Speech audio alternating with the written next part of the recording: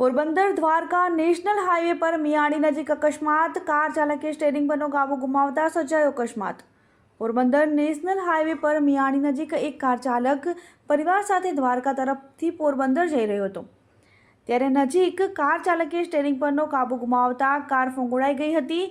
તેને પગલે અકસ્માત સર્જાયો હતો। પ્રાપ્ત માહિતી અનુસાર આ કારમાં 4 લોકો સવાર હતા અને ચારેયની નાને મોટી ઈજાઓ થઈ હતી, જેને પગલે 108ની મદદથી પોરબંદરની સરકારી હોસ્પિટલ ખાતે ખસેડવામાં આવે છે।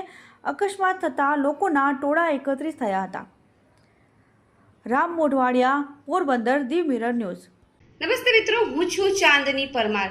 આપની મનપસંદ ચેનલ એટલે કે દીવ મિરર ન્યૂઝ ચેનલને લાઈક કરો, શેર કરો અને ફોલો કરો, અને હા, તેમાં દરરોજ તાજા સમાચાર જોવાનું ભૂલશો નહીં। નમસ્કાર દર્શક મિત્રો, હું છું પાયલ બામભણિયા। આજના મુખ્ય સમાચાર, દેશ વિદેશ, ગુજરાત રાજ્યના તાજા બ્રેકિંગ સમાચાર નિહાળો દીવ મિરર ન્યૂઝ ચેનલ પર દરરોજ રેગ્યુલર।